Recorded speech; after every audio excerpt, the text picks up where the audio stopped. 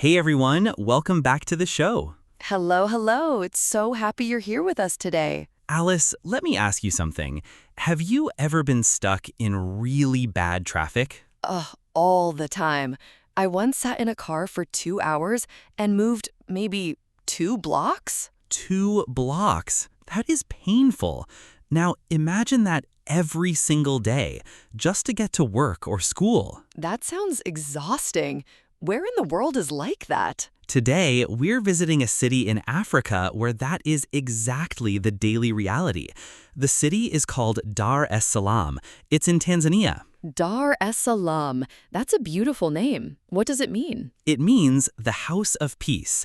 But getting around the city, not so peaceful, as we'll find out. Okay, I'm intrigued. What are we reading today? Our passage today is called The Problems of Getting Around the City of Dar es Salaam. Ooh, just from that title, I'm already guessing this is going to be about traffic jams, crowded buses, maybe even motorbike taxis? And I wonder, is there any good news for the people who live there? Great guesses. I can tell you this much. The city is growing incredibly fast, and they're trying something different to fix the chaos. A big, exciting solution, but I won't spoil it yet. I love a good mystery. Let's dive in. Here's our plan for today. In part 1, we read the passage together, slowly. In part 2, we learn the core skills. In part 3, we do a quick review. And in part 4, we practice with the real questions. A new city, a big problem, and a clever solution. Let's go. Welcome to part 1. This is the reading passage. The title is The Problems of Getting Around the City of Dar es Salaam. Don't worry about the title or any tricky names. We'll explain everything as we go, just like always. I will read each paragraph slowly. After each paragraph, Alice will explain the main idea in simple English. Then we move on. Just relax and listen. You don't need to catch every word. We're here to help. Dar es Salaam in Tanzania is one of the fastest growing cities in Africa. Its population has increased 8-fold since 1980 and swells by 500,000 people every year.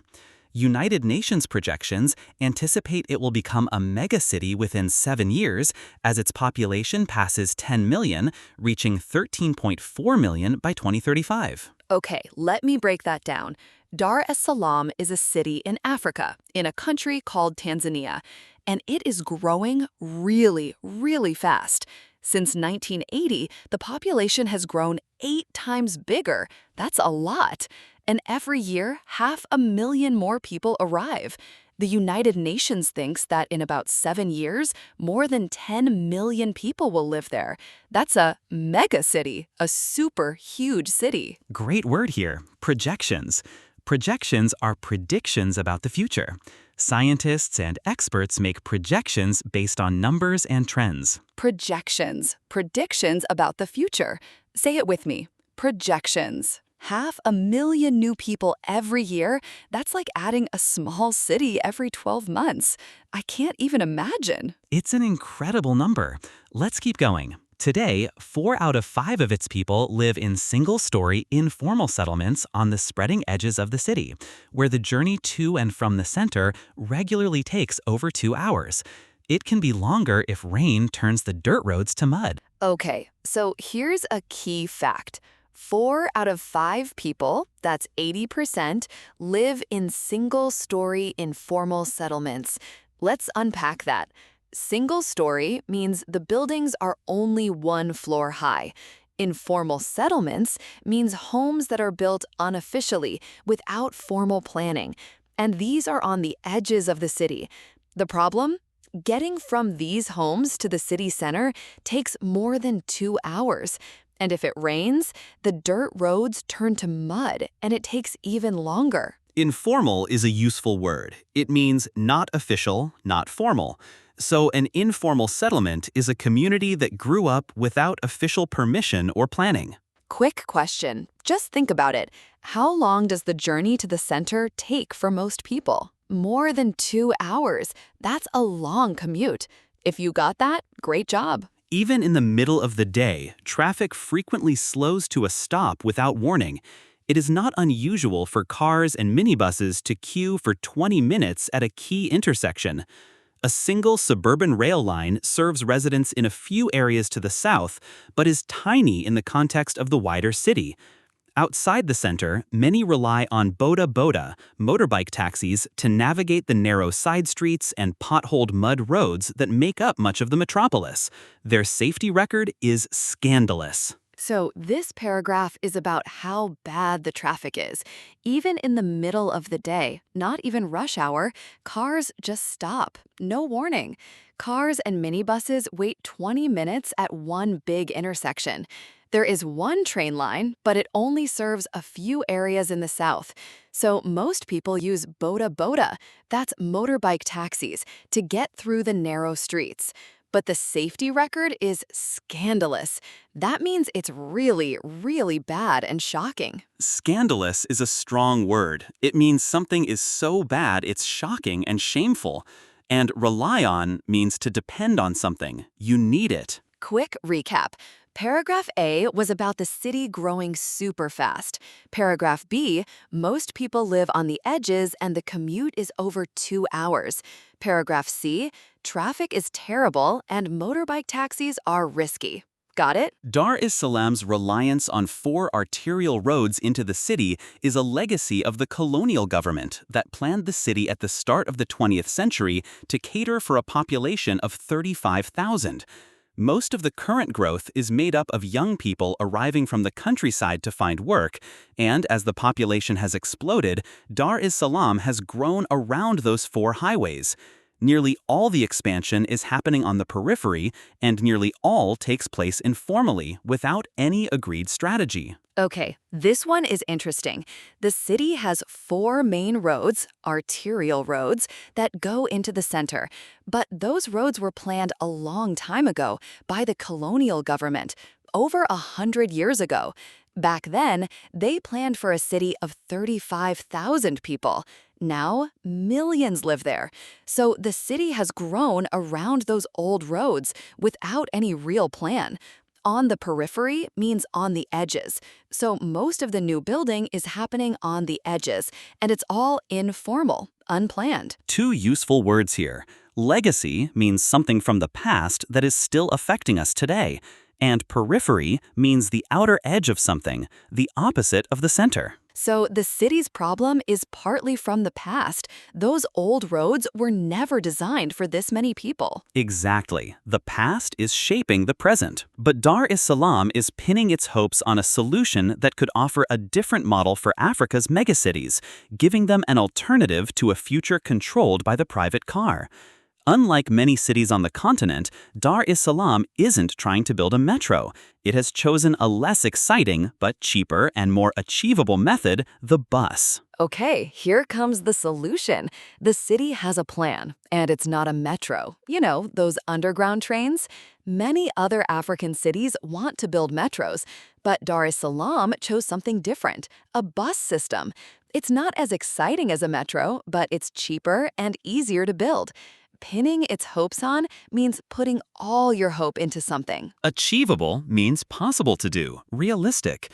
A metro might be too expensive, but a bus system is achievable. It can actually happen. A bus? I did not see that coming. I thought they'd build a fancy train. Sometimes the simple solution is the smart one. Let's see how the bus system works. The DART bus rapid transit system runs on bus lanes separated from other traffic, mostly in the middle of the road to reduce stoppages. Ticket purchase and control takes place at stations prior to boarding, and the buses are step-free, which means the entire route is accessible to people using wheelchairs or who are traveling with baby buggies. So this is the bus system. It's called DART. The buses use special lanes, bus lanes, that are separated from other cars. This means the buses don't get stuck in traffic. Tickets are bought at the station before you get on the bus, and the buses are step-free. That means no stairs, so people in wheelchairs or with baby buggies can use them easily. Accessible is a key word. It means easy for everyone to use, including people with disabilities. A building with a ramp is accessible. A bus without steps is accessible. That's actually really thoughtful design, making public transport work for everyone, not just the able-bodied. It makes a huge difference in people's daily lives. The new buses are much, much better, says Paulus George, a young IT worker. He takes the bus every day, and it has cut his journey time by 2/3. He says it's not perfect, though, complaining that drivers often refuse to turn on the air conditioning to save fuel. So, we hear from a real person. Paulus George is a young IT worker. He takes the bus every day, and his journey time has gone down by 2/3. That's a huge improvement. But there's a but. The drivers don't always turn on the air conditioning because they want to save fuel, so it can get hot inside the bus. Quick question for you. How much shorter is Paulus's journey now? It's 2/3 shorter. So if his journey used to take an hour, now it takes about 20 minutes. That's the power of a good bus system. That is not the only problem. A shortage of buses after a serious flood at the main depot during the rainy season means the system is carrying 200,000 people a day, half the expected capacity. Smart cards can't be used as the mechanical readers aren't working either, forcing passengers to buy individual paper tickets for every journey. Each is printed with a scannable QR code, but there are no scanners. Staff stand by the gates and tear tickets as people enter. As a result, queues are considerable at peak times. Okay, lots of problems here. Let's go one by one. First, there was a big flood at the bus depot, so there aren't enough buses. The system should carry 400,000 people a day, but it's only carrying 200,000, half. Second, you can't use smart cards because the card readers are broken, so people have to buy paper tickets every time. Third, the tickets have QR codes, but there are no scanners to read them, so staff have to tear the tickets by hand at the gates, and that means long queues at peak times. Depot is a useful word. It's a place where buses or trains are kept and repaired. And capacity means the maximum amount something can hold. The system's capacity is 400,000 people. So the bus system is great in theory, but there are real problems. Not enough buses, broken card readers, and long queues. Okay, let's see what the future holds. Morogoro Road to the northwest of the city was phase 1 of the BRT project. Phases 2 and 3 will install bus lanes along Nyerere Road to the southwest and Kilwa Road to the south. Construction on both routes is due to start imminently. Phase 4, towards Bagamoyo in the north, is in the preliminary design stage. Much of the city will have access to a world-class transport system within the space of a few years, says Chris Cost, the Africa director of ITDP. So the bus system is being built in phases, in stages. Phase 1 is already done. That's on Morogoro Road. Phases 2 and 3 will add bus lanes on 2 more roads, and construction is starting very soon. Phase 4 is still in the design stage. The director of a transport group says that soon, much of the city will have access to a world-class transport system. Imminently means very soon, about to happen. And preliminary means the first stage, before the main work begins. World-class transport in a few years? That's ambitious. The ITDP regrets Africa's obsession with metros. With a metro, an international firm will often just parachute in its own system, says Cost. Bus rapid transit allows existing stakeholders to get involved. That's what we did in Dar es Salaam and what we're planning in Nairobi, where the bus bodies will be built in the city and local operators will look after tickets, fare collection, and IT. Bus rapid transit has been transformational for Dar es Salaam. For millions of people in African cities, this is their best hope of ever being connected. Okay, final paragraph. The transport group, ITDP, is not a big fan of metros. Why? Because when a city builds a metro, an international company often comes in and brings its own system. It doesn't involve local people. But with bus rapid transit, local people and local businesses can get involved. In Nairobi, they're planning to build the bus bodies in the city itself. The ITDP says bus rapid transit has been transformational. It has completely changed things for Dar es Salaam. And it could be the best hope for millions of people in African cities. Stakeholders, this is a useful word. Stakeholders are the people who are affected by a project or have an interest in it. Local workers, local businesses, they're all stakeholders. And transformational means causing a major change, changing something completely. Okay, let's put the whole passage together in my own words. That is a perfect summary. You just did the whole passage in 10 sentences. So, that was our passage. A city with a huge problem, traffic chaos, and a clever, practical solution, a bus system. If you didn't catch every detail, that's completely fine. The goal was just to get the general shape of each paragraph. Growth, problems, solution, more problems, future plans. That's the story. And now, we're going to learn the core skills that will help you answer the questions about this passage. Let's go to part 2. Welcome to part 2. This is where we build the skills you need for IELTS reading. We're going to focus on the skills this passage really tests. Ready? Let's begin with Skill 1. Okay, skill number 1, David. Skill 1. Understand the question type before you start answering. What do you mean? Today, we have 2 types of questions. Questions 14 to 18 are true, false, not given. Questions 19 to 26 are note completion. You fill in one word from the passage. Oh, so I need to know what kind of answer I'm looking for. Exactly. For true, false, not given, you're comparing a statement to the passage. For note completion, you're hunting for specific words, different goals, different strategies. So before I even read the questions, I should know what I'm dealing with. Exactly. Know your enemy. Know your question type. Know your question type. Got it. Skill 2. In true, false, not given questions, watch out for words that change the meaning. Like what? Words like all, always, never, most, every. These small words can turn a true statement into a false one. Can you give me an example from our passage? Sure. The passage says 4 out of 5 of its people live in single-story informal settlements. That's 80%, most people. But if a question said all of its people live in single-story settlements, that would be false because the passage says 4 out of 5, not 5 out of 5. Oh, so 4 out of 5 is not the same as all. Exactly. Always check the small words. They're often the key. Say this with me. Check the small words. Okay, skill 3. This is the one I always struggle with. False versus not given. This is a classic confusion, so let's make it really simple. False means the passage says the opposite of the statement. The passage gives different information. Okay, so the passage contradicts it. Not given means the passage says nothing about it. The information is simply not there. So it's not wrong, it's just missing? Exactly. Not given is not the same as false. The passage is silent. It doesn't say yes, and it doesn't say no. It just doesn't mention it. So false is the passage disagrees, and not given is the passage is silent. Perfect. Say it with me. False disagrees, not given is silent. False disagrees, not given is silent. Skill 4?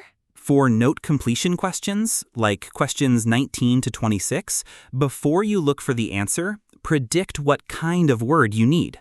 What do you mean by word type? Is it a noun, a verb, an adjective? Look at the sentence structure. For example, the buses use designated blank to cut down on delays. What goes in the blank? Designated is an adjective, so we need a noun after it. And the buses use something, so it's a thing, a physical thing. We're looking for a noun. So I know I'm looking for a noun, not a verb or an adjective. Exactly. That narrows down your search a lot. You're not looking for any word. You're looking for a specific type of word. That's a great tip. It's like having a filter before you even start scanning. Quick pit stop. So far, we've got know your question type, check the small words, false versus not given, and predict the word type. 4 skills down. Okay, skill 5. Scan for keywords. Don't read every word. Let your eyes jump to the important ones. What counts as a keyword? Names, numbers, dates, and unusual words. For example, in our passage, DART, Morogoro Road, smart cards, 200,000. So if a question asks about smart cards, I just scan for that word? Exactly. Your eyes move down the page quickly, like a camera, looking for the important things. Like a camera. My eyes are a camera. I love that. And remember, numbers are always easy to spot. If a question mentions 200,000 people, your eyes will find it very quickly. Skill 6 is a really useful one. Watch for paraphrasing. What do you mean? The question will almost never use the exact same words as the passage. It will use synonyms instead. Can you give me an example from our passage? Sure. The passage says to reduce stoppages. A question might say to cut down on delays. Reduce becomes cut down on, and stoppages becomes delays. Oh, same meaning, different words. Exactly. The skill is don't look for the same words, look for the same meaning. Say that again, David. Don't look for the same words, look for the same meaning. Don't look for the same words, look for the same meaning. Say it with me. Skill 7. Watch for logic signals, words that show the direction of the argument. Like what? Words like however, but, unlike, as a result. These words tell you what's coming next. In our passage, the author says, unlike many cities on the continent, Dar es Salaam isn't trying to build a metro. The word unlike tells us this city is different from other cities. That's a signal. So, unlike is like a flag saying, pay attention, something different is coming. Exactly.